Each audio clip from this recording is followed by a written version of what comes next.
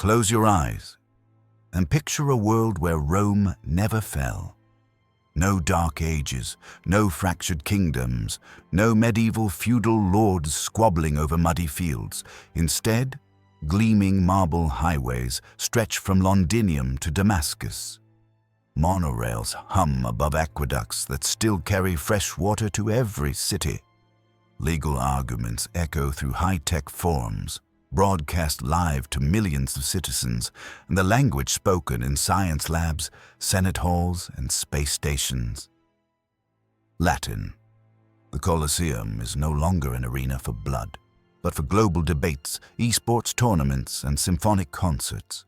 Emperors wear tailored suits over ceremonial armor, and senators attend sessions in person or via hologram from outposts on Mars. In this world, the eagle never fell. It evolved. Roman engineers cracked electricity before the Crusades would have begun. Roman astronomers mapped the stars from observatories in Carthage. Roman philosophers shaped artificial intelligence with logic first written by Cicero. Christianity, Judaism, Mithraism, coexisting, woven into a civic fabric that values knowledge as much as faith. And instead of borders drawn in blood, imagine a world ordered by roads, rights, and law. A world where your passport reads Civis Romanus Sum. I am a Roman citizen, not by heritage, but by choice. No Renaissance, because the light never went out. No rediscovery of lost texts, because they were never forgotten. The fall of Rome was more than just the end of an empire. It was the loss of momentum, of continuity, of possibility. So ask yourself, if Rome had survived, not just in name, but in strength, in law, in vision, what kind of world would we live in now? Because it wouldn't be this one. It would be faster, stronger, and maybe more united. The fall of Rome is often seen as the start of the Dark Ages, a slow unraveling of law, order, and knowledge. Barbarian invasions, burned libraries, crumbled cities. But what if that unraveling never happened?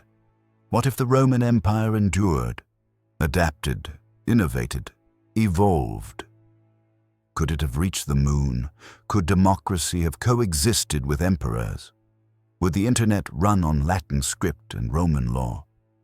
This isn't just an alternate timeline. It's a vision of what might have been if one of history's greatest powers had stayed standing. Let's reconstruct a world shaped by Rome, not destroyed by its collapse.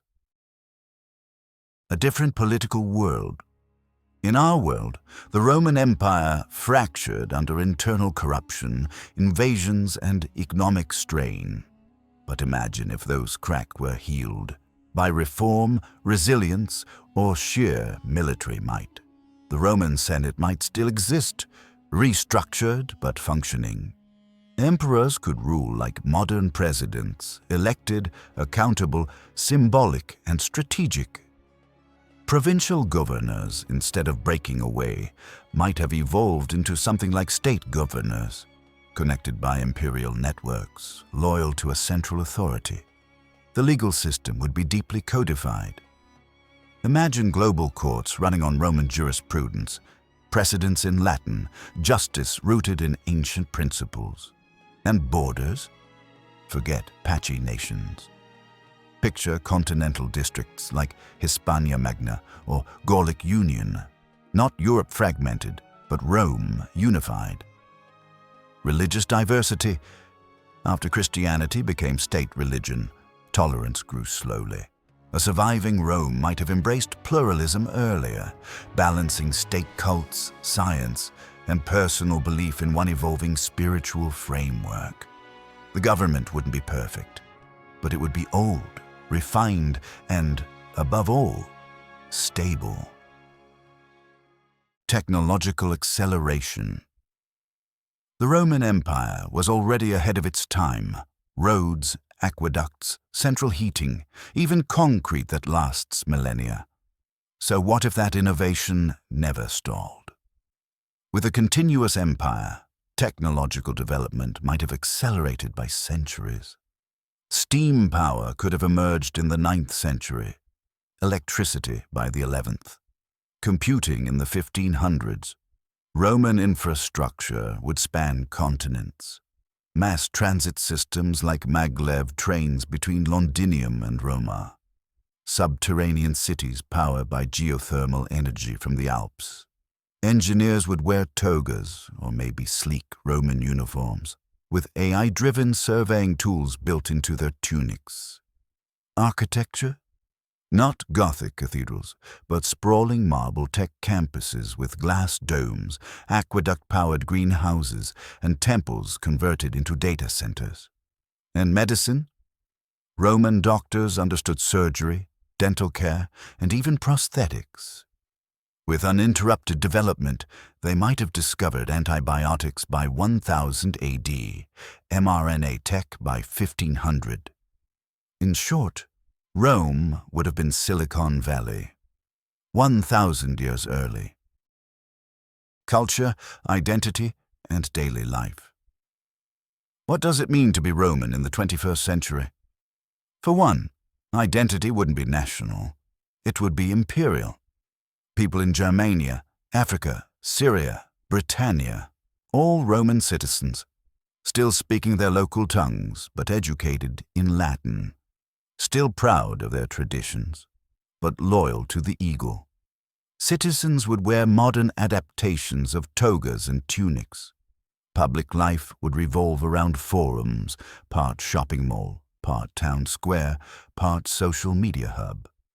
Instead of social media apps, imagine holographic news updates in open-air plazas, live gladiatorial tournaments, now as VR games or sport competitions, not blood sport. Art? Mosaics made from smart tiles. Murals embedded with interactive light systems. Sculpture fused with robotics. Education would be central. Libraries digitized early. Schools teaching engineering, rhetoric, astronomy, and philosophy from Cicero to Seneca. Gender roles. Rome was patriarchal, but evolving. A surviving Rome may have accelerated women's rights, integrated broader gender norms, and fostered a more complex civic identity. One thing is certain. Daily life would be more communal, more ceremonial, and unmistakably Roman. Global dominance and a new world order. By now, Rome has not only survived, it has absorbed the globe. North and South America would not have been discovered by Spain or Portugal, but explored and annexed by Roman expeditions. Native cultures would have clashed, and in some cases been absorbed into a global empire that stretched from the Andes to Arabia. No Cold War, no world wars, just cold politics and hot debates in imperial forums. Military dominance. Roman legions would have evolved into hybrid cyber armies, steel-plated drones, robotic logistics, orbital defense systems. The Roman Navy would rule not just seas, but space, with Imperium-class stations orbiting Earth and Mars, the Eagle flying high across solar winds. Economically, the denarius might have evolved into a global crypto standard. Trade routes from Germania to Gansu, unbroken. African provinces industrialized by the 1600s. Asia integrated through diplomacy, not gunboats. And colonization, a longer-lived Rome might have taken a different approach. Cultural expansion through infrastructure, not exploitation. Through roads and rights, not chains and conquest. A world shaped by Rome might still be flawed, but more unified, not divided by lines and flags, but connected by pillars, bridges, and laws. The fall of Rome wasn't just the collapse of an empire, it was the collapse of potential, of roads unbuilt, ideas unrealized, progress postponed by centuries. A surviving Roman Empire wouldn't have solved everything, but it might have made the world faster, smarter, maybe even kinder. So next time you see a crumbling column or a Latin inscription, don't think of the past. Think of the world that could have been. And if alternate histories like this fire your imagination, stick around. Subscribe, leave a like, and share this vision with others who wonder, what if Rome never fell?